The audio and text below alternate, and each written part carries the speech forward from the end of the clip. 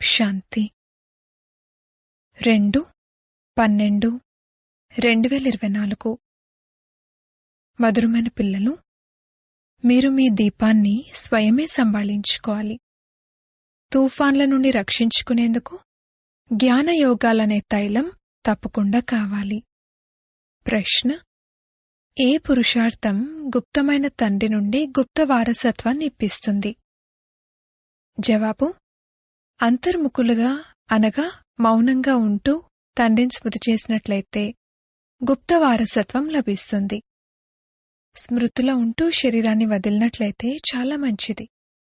ఇందులో ఎటువంటి కష్టమూ లేదు. స్మృతితో పాటుగా జ్ఞానయోగాల సేవ కూడా చేయాలి. ఒకవేళ అది చేయలేకపోతే కర్మణా సేవ చేయండి. అనేకులకు సుఖాన్నిచ్చినట్లయితే ఆశీర్వాదాలు లభిస్తాయి.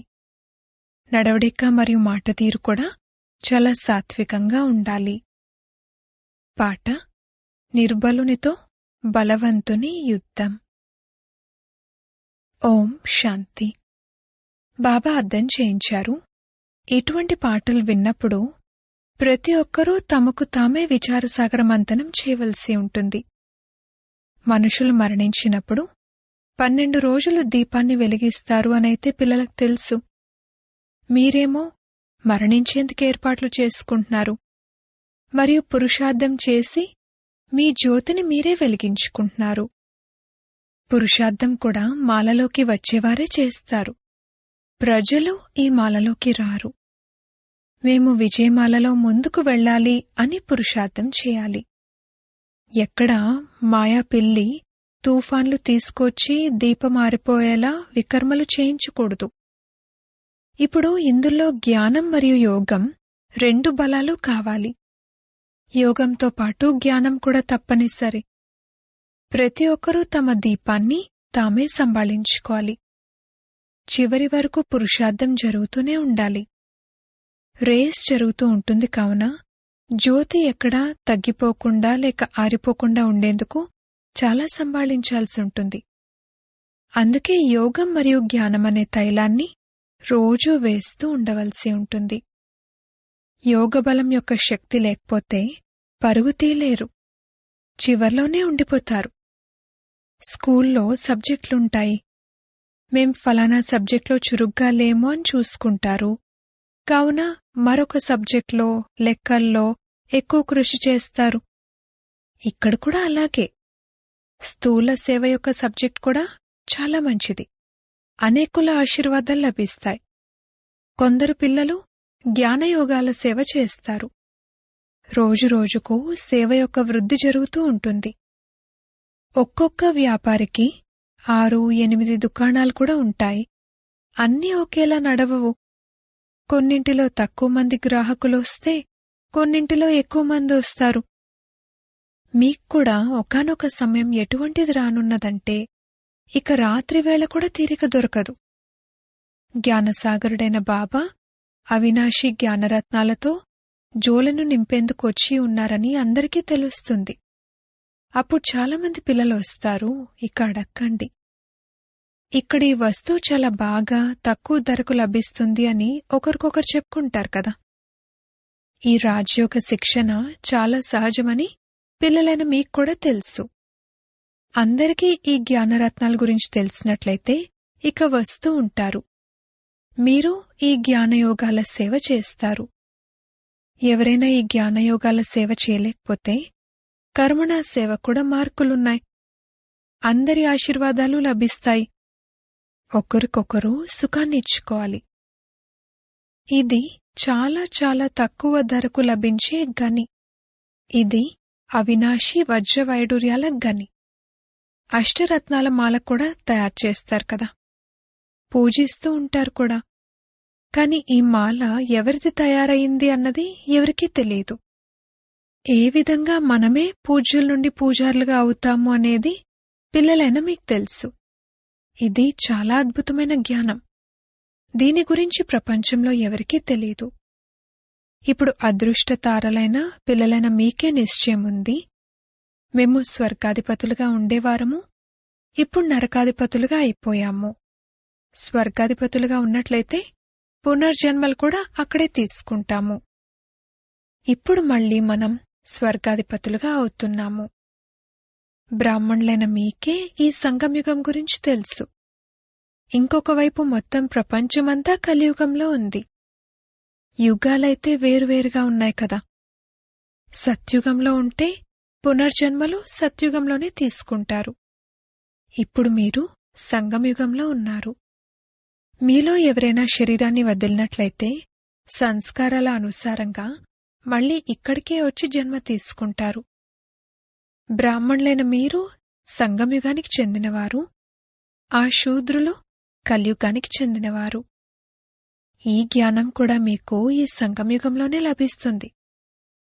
జ్ఞాన గంగలైన బీకేలైన మీరు ప్రాక్టికల్గా ఇప్పుడు సంగమయుగంలో ఉన్నారు.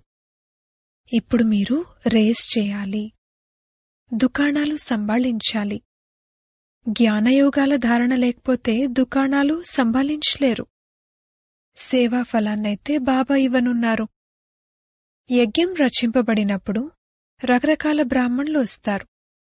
అందులో కొందరికి దక్షిణ ఎక్కువ లభిస్తుంది, కొందరికి తక్కువ లభిస్తుంది.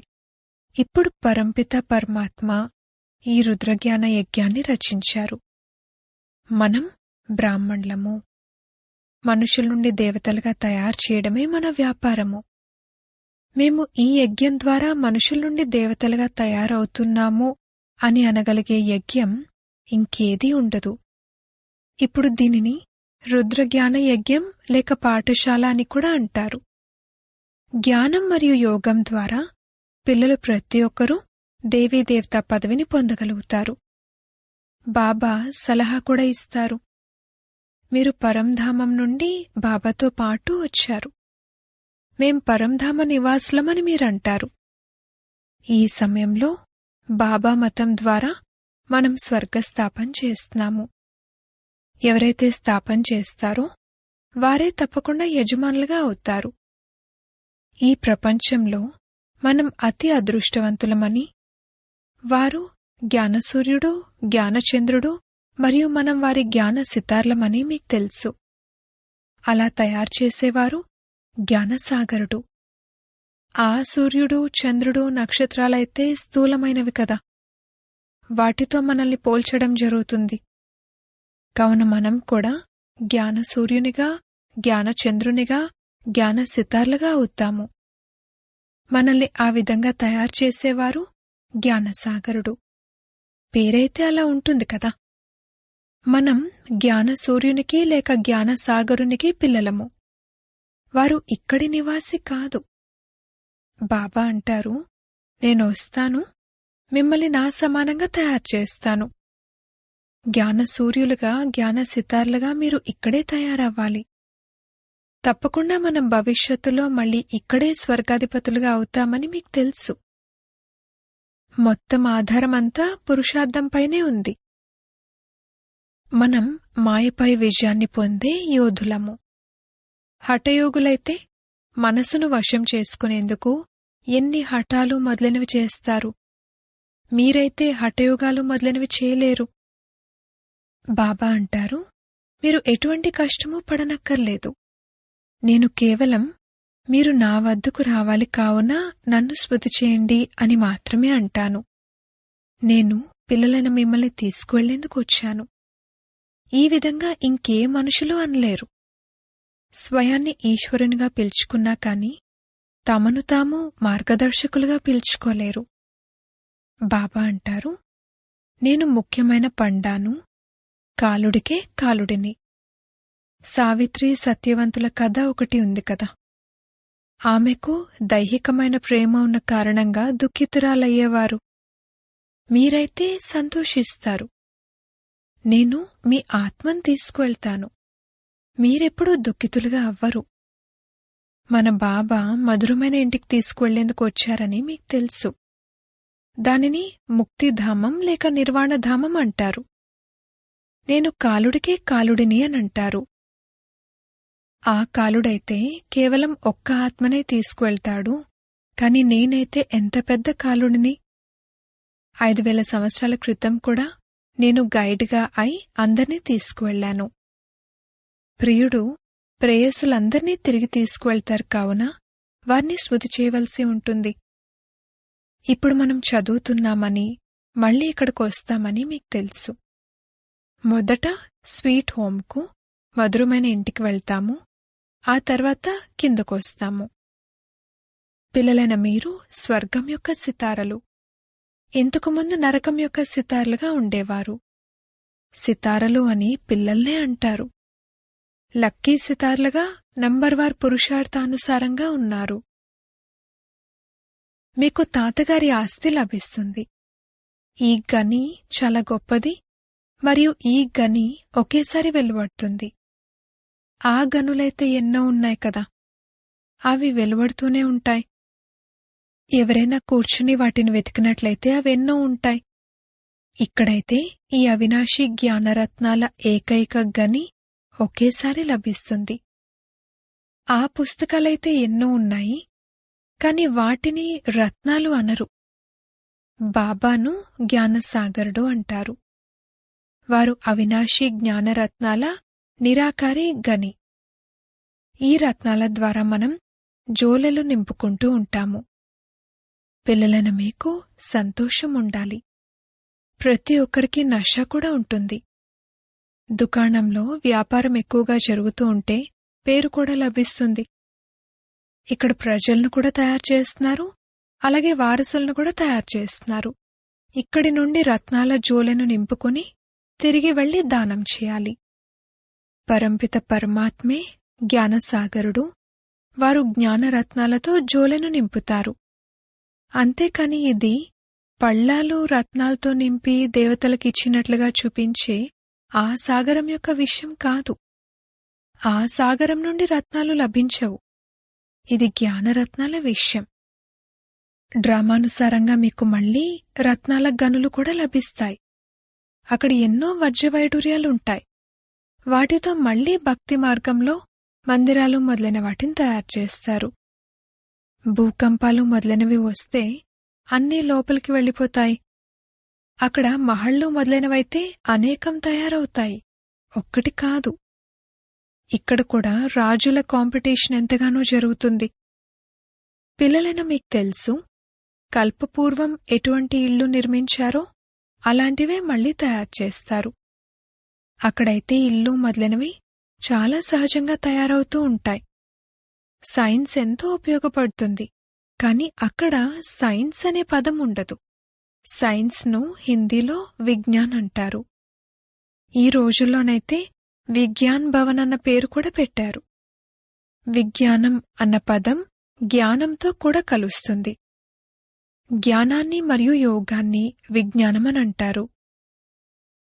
జ్ఞానంతో రత్నాలు లభిస్తాయి. యోగంతో మనం సదా ఆరోగ్యవంతులుగా అవుతాము. ఇది జ్ఞానయోగాల నాలెడ్జ్.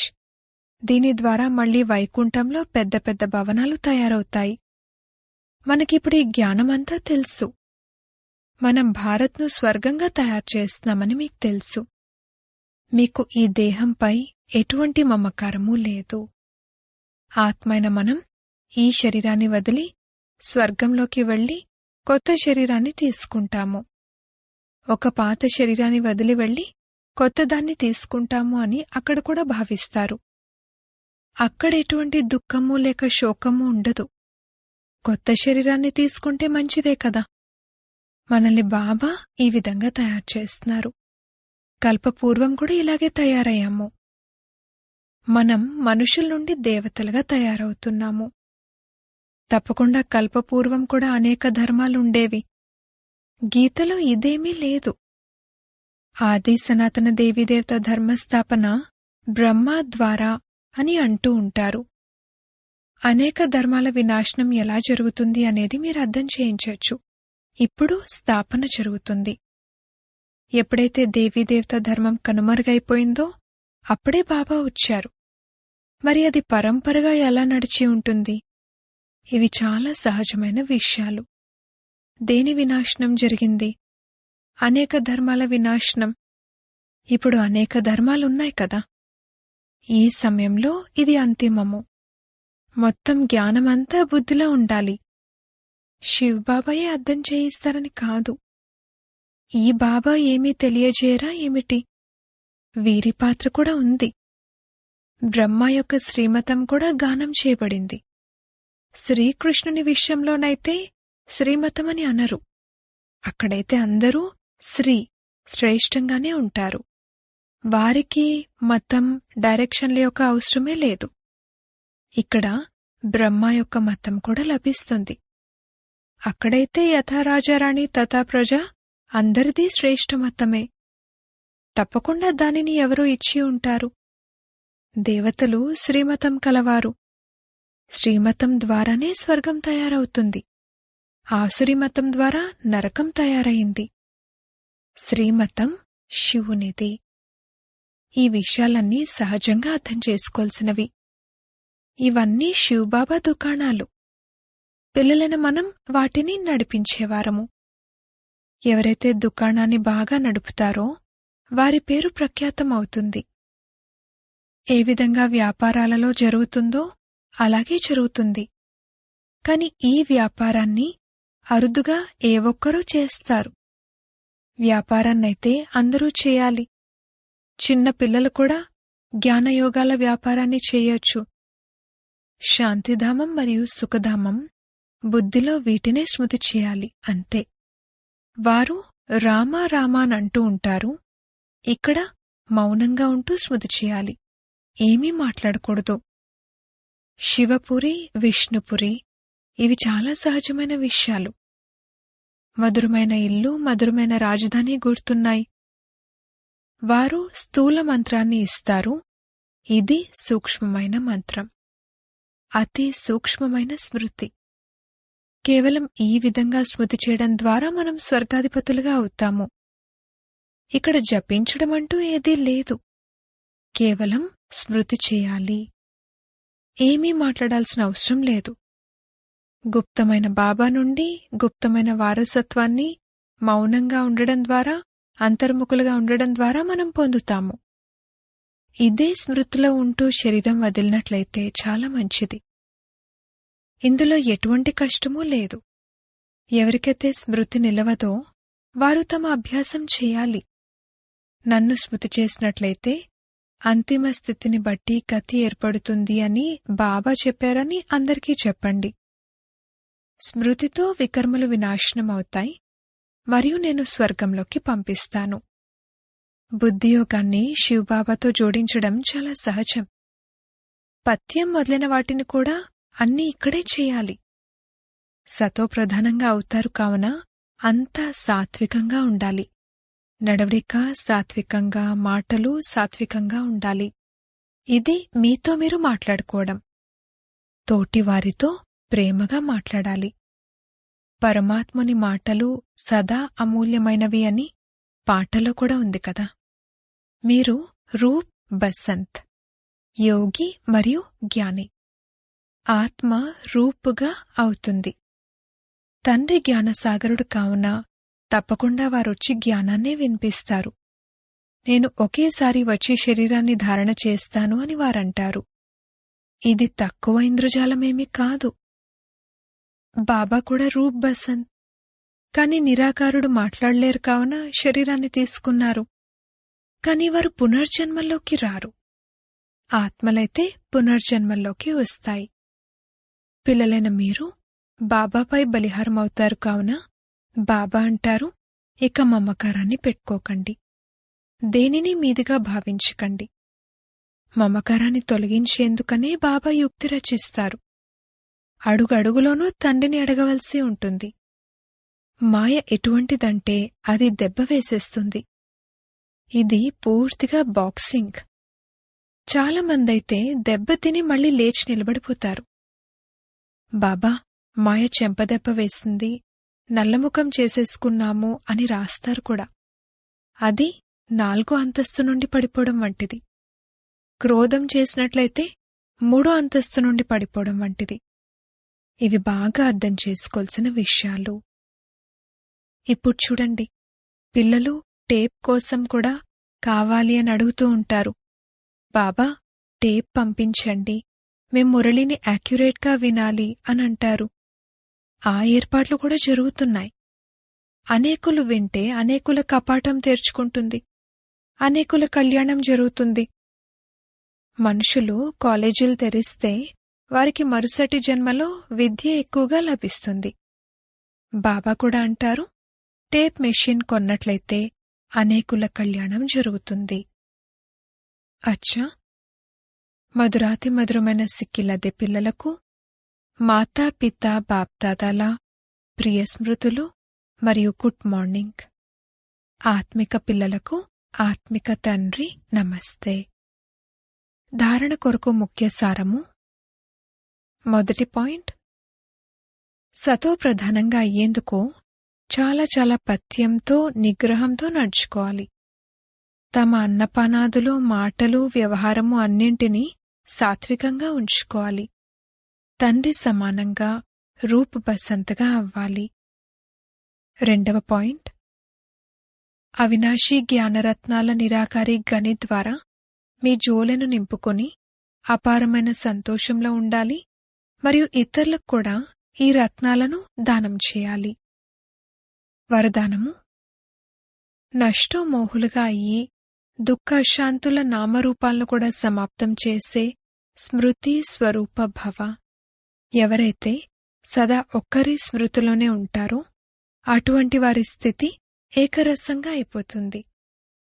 ఏకరస స్థితి అనగా అర్థం ఒక్కరి ద్వారా సర్వ సంబంధాల, సర్వప్రాప్తుల రసాన్ని అనుభవం చేయటం.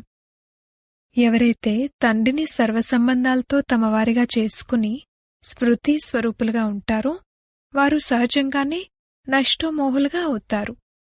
ఎవరైతే నష్టోమోహులుగా ఉంటారో వారికి ఎప్పుడూ సంపాదనలో, ధనాన్ని సంభాళించటంలో, ఎవరైనా అనారోగ్యం పాలవ్వటంలో దుఃఖపు అల రాదు. నష్టోమోహ అనగా దుఃఖ అశాంతుల నామరూపాలు కూడా ఉండకూడదు. సదా నిశ్చింతులు. స్లోగన్. ఎవరైతే దయాహృదయులై అందరికీ ఆశీర్వాదాలు ఇస్తూ ఉంటారో వారే క్షమాశీలురు. ఓం శాంతి.